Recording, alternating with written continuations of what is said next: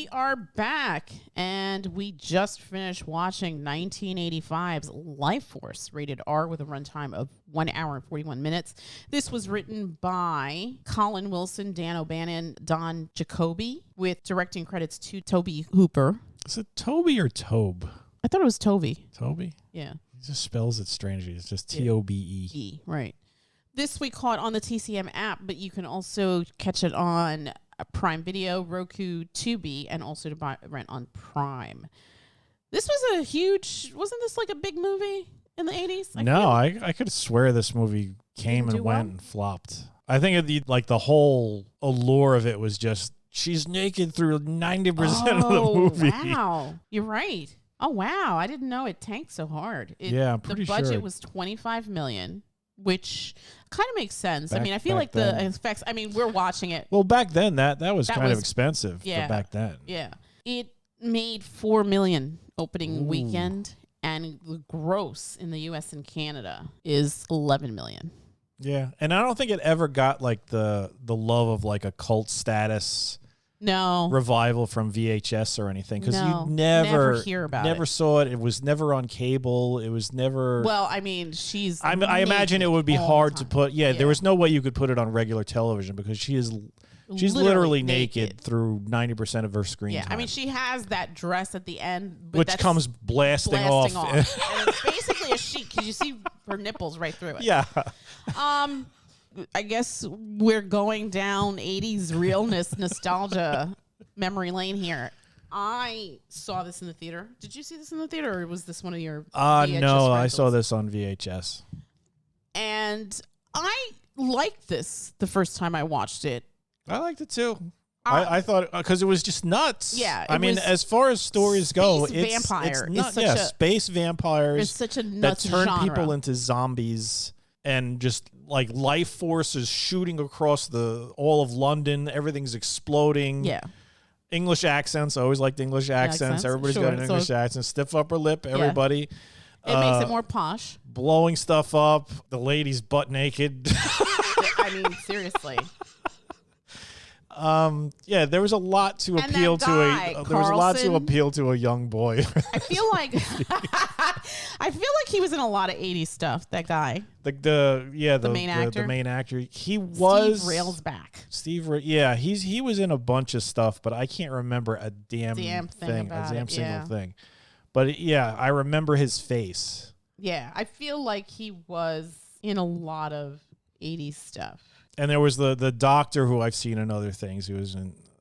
He just sounded creepy. You knew he was going to end up turning bad. Frank Finley, Fallata, Dr. Fallata. Yeah. And a nice cameo by the great Patrick Stewart. Yes, Dr. Who tries to make out with Carlson. This movie was nuts. Was nuts. I loved it though. I loved it. Although I have to tell you, not that I didn't enjoy our watch experience, but it did. The pacing felt a little off to me. Or did you catch that too, or no? No, for me, this film really gets going and just keeps going. It never really had any slow points. No, okay, all right.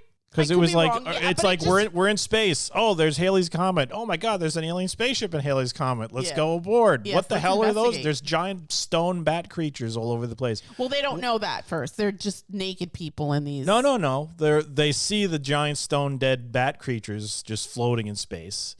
They're like, oh, bring this one aboard. And then they go further into the ship, and there's where they find 3 naked people in like glass coffins or whatever. And like, bring them aboard. Yeah. And then the ship, the ship disappears, and they find the ship. Everybody's dead and burnt to a crisp. Everybody's like marveling at the naked lady. Of course. Like they've never seen a naked woman The before. Naked lady wakes up, sucks this guy dry. The dry guy sucks another guy dry, and it's just crazy. Yeah. It doesn't stop. It never stops once it starts. I think the thing that I don't want to say I had a problem with it, because I did enjoy the film, even now, 40 years later. I just, you know what I think annoyed me? All the exposition. And there is a ton of it in this film. And they deliver it rapid fire. And they do. It's always like... There's a call from headquarters, blah, blah, blah, blah. And they get off the helicopter, and they come back on, and the guy's like, hey, guys, Another call from headquarters. Yeah. More you got exposition. A message. Yeah, more exposition. To me, honestly, the whole thing felt like almost Doctor Whovian in that we have to throw all the story out. Let's just do it real quick while we're in the car, because once you get out of the car, there's going to be 1,000 zombies running around trying to suck your life force out. There was just a lot going on in this movie. It was rapid fire. Yeah. It's kind of funny because this is the same guy who's done the Texas Chainsaw Massacre. So I guess it's not too much of a stretch to go into the sci-fi realm, but it's definitely a different kind of movie. Big budget for 1985. Oh, yeah. And horror, you can make a really good movie on a shoestring budget. But here you've got like the special effects element that's probably draining on the budget. And unfortunately, this, I guess, didn't resonate with audiences. I'm surprised. I mean, I feel like if you were a teenage boy in 1985, like this is totally in your wheelhouse. So I'm surprised that this didn't do better. I wonder if people got ahead of it and were like, you can't go to the movies, Johnny, because I heard that it's nothing but...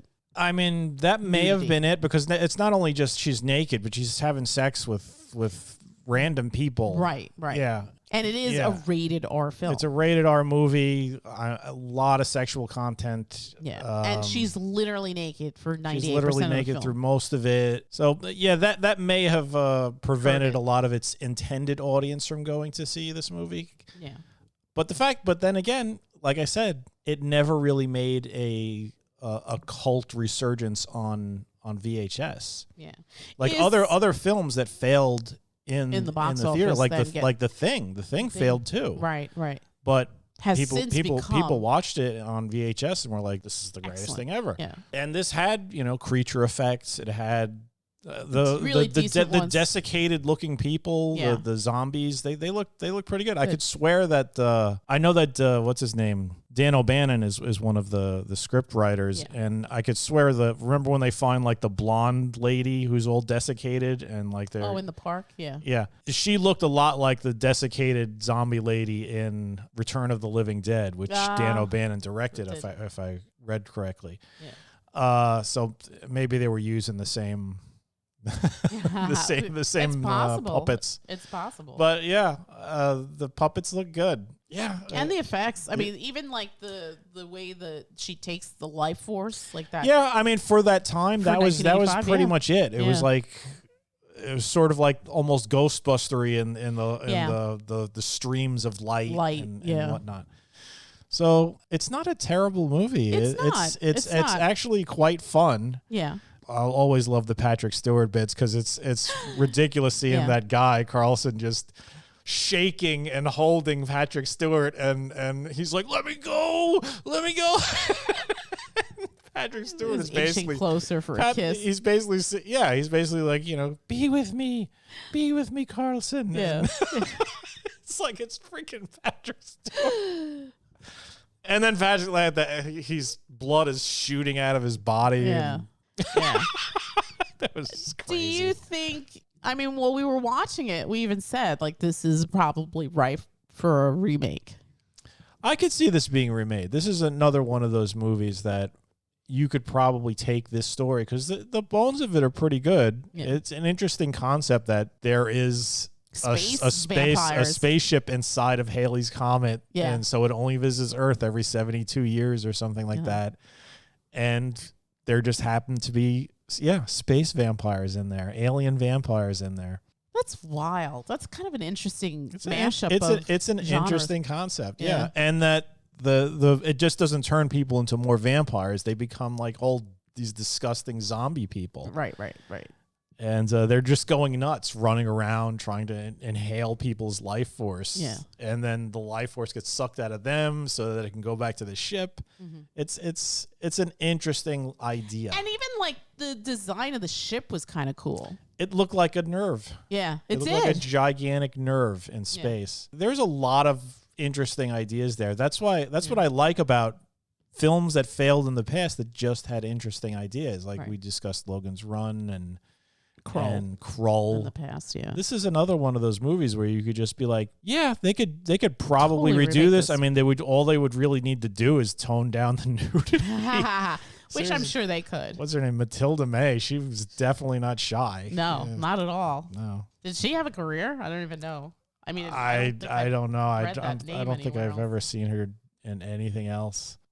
She is a French actress and dancer from Paris. Maybe she has a lot of French films to her credit. Maybe. Any other thoughts here? Not really. I mean, there's not much to say. Like I said, it's a crazy movie. Yeah. It's got decent special effects. It's got a decent story. The performances are kind of over the top. Yeah. The guy that was running around with Carlson the whole time, the English dude, Kane. Yeah. He was just delivering lines that Peter Firth, like out of a comic. It is nuts. I would love to see a modern director take this property and bring it full circle to the masses. What do you think? Do you think it would work fine as a film or as a limited series, where they can explore more of like the lore in the background, maybe even go into the genesis of the space vampire? I'd be curious. Hey, you know what? It could probably work either way. I'm sure you could stretch this out over a miniseries. Yeah. Add some more intrigue to it, maybe some paranoia elements, because you don't know who's who. They don't look like zombies. At first, no. Although there's a 2-hour window. Yeah, right? It doesn't really start happening until they start sweating, and then suddenly they just get all desiccated and explode into dust if they don't eat somebody. Yeah. That was another, like, when that Kane guy's driving. One of them reaches to the window and he just pulls the arm off and he's like staring at it. Like, what am I gonna do with this? Yeah. I would be curious to see how this could work itself into modern times storytelling. I think the bones of it are excellent. It's funny seeing it so many years later. This movie is almost 40 years old. What, it came out 85? 85. Yeah, next year. That's crazy. And I think that, the bones of it are good. And I really like the idea of space vampires. Like, we don't see that, do we? Not really. That is an interesting origin, because apparently they came here before, and that's where the whole vampire legend came from. Right. So it's a really interesting new take on an old story. Yeah. And the fact that their true form was like some sort of hideous bat monster. That looked pretty good. Yeah, it did. Yeah, there's a lot of good stuff here that you could definitely work with. Yeah, for sure. Yeah. Although it would probably be murder on a VX house. Not necessarily, because most of the time they're just people. True. I mean, look, they made Walking Dead, and there's like thousands of people made up to look like zombies. Yeah. And those were like actual people. So yeah. That's some heavy VFX work. Yeah. Okay, fair enough. Any other thoughts here? Not really. Just if you've forgotten about this movie, maybe go see it again. Maybe you weren't allowed to see it when you were a little kid because it was naughty. It was just tits everywhere. It is playing on a lot of places. Again, we caught it on the TCM app, but it is streaming on Prime Video, on Roku, and Tubi. And we didn't see it we saw it on Prime, didn't we? No, we saw it on the TCM app. Did we? Yeah. Why was it on TCM? Didn't we see it? Or did we see it on Prime? No, we saw it on Prime. I think our options were either Roku or Prime, and we were like, oh, yes, Prime, no commercials. Oh, that's right. Why did I think that we saw this on TCM? I don't know. I mean, TCM does put on some weird... they give you a curveball every once in a while. You know what? Because originally we were going to see The Demon Seed, was it? And then I was like, I can't watch this anymore. I cannot watch this anymore. That's what it was. Yes. Okay, sorry. So scratch that, audience. We caught this on Prime Video. And if you have a subscription, get on it. Although if it does go on TCM, I'd love to see what Ben Mankiewicz Oh my thinks God, about it would be amazing. A deep dive on Lifeforce. I mean, it's interesting. I wonder what like the behind the scenes of it were. Yeah, I mean, I just read a couple of I got the impression Dan O'Bannon did not like Tobe Hooper, because I think he basically said that we had the script and Tobe Hooper was there, so it was basically like having a clown direct it. Really? Yeah. Oh, wow. He was not pleased, I don't think. Aw. Unless that clown is, or Bozo the Clown, I think he called him. Wow. And it's funny because Tobe Hooper is like this like pivotal name in the horror genre. Yeah, Texas Chainsaw Massacre. Yeah. But Texas Chainsaw is a way more gritty looking and but it works. Visceral sort of film. This film you could see they were going for a more polished sci-fi thing, and back in '85 a $25 million budget was that was crazy. And then honestly the effects, they kind of hold up, even the green screen space sort of stuff that they showed. Yeah. Well, I think and it's funny because again Dan O'Bannon, like the whole Alien pedigree, right? So yeah, he wrote Alien. So, and that's pivotal in sci-fi. Yeah. You know, the history of sci-fi, and such a fucking excellent movie. I mean, even now, I would put that up against anything. Like that's one of the great ones. And it's funny because not only is it sci-fi, but there's definitely elements of horror there too. Oh my God, yeah. It in fact, I would say it's more of a horror film. It's a horror film in a sci-fi setting. Yeah. Yeah, I think because that it's not like as tracks. though they're shooting lasers or anything like that, and dealing with super intelligences beyond God or 2001 sort of crazy. Yeah, and the atmosphere of that film is like nothing you'll ever see. Just the sets, everything is just gorgeous. Yeah, and even now, like they play it on cable every once in a while, and we sit and we watch it, and we're like, man, this still holds up. This is that film was filmed with love and has gotten definitely the loving treatment because everything looks crisp as hell. Yeah, just really good. But that's another film from start to finish that's just so tight and so well done, and just an example of just unbelievable storytelling. But Lifeforce, I mean, it's a decent, entertaining. Yeah, Lifeforce has like cheesy dialogue. Yes, for sure. It definitely felt like a throwback to sort of like 50s sort of dialogue. Everybody is just spewing exposition left, right, and center. But that's why it just moves very quickly. A lot happens in the film. Yeah, there's no long drawn out, the history of the vampire. Blah, blah. It's just, I was looking at a book and these things die for the same thing that the old vampires did. Great news. Thank you. Oh, you have a giant leaded spike I could borrow? Sure do. Where did that come from? The guy just like has it. There is a documentary of the making of Lifeforce. Oh, we should check that out. We should try to find that. I love when they make I want to see the doc. I want to see the RoboCop documentary. Oh my God, we got to find that too. Yeah, I think that might be on Prime somewhere actually. Bitches leave. 1 to 10. What are you gonna give this? I'm gonna give it a 7. Yeah. You're gonna go higher? No, I'd probably give it a 7 too. Yeah, it's not perfect. It's not perfect, but it's good. It's good. You're not going to be bored. You sure as hell ain't going to be bored. And it holds up. I mean, for a movie from 40 years ago, almost 40 years ago, it still tracks. Yeah, and I feel like it's one of those forgotten ones. Yes, because like you said, nobody really talks about it. It's kind of interesting. I mean, like in the first season of the podcast, we did Time Bandits.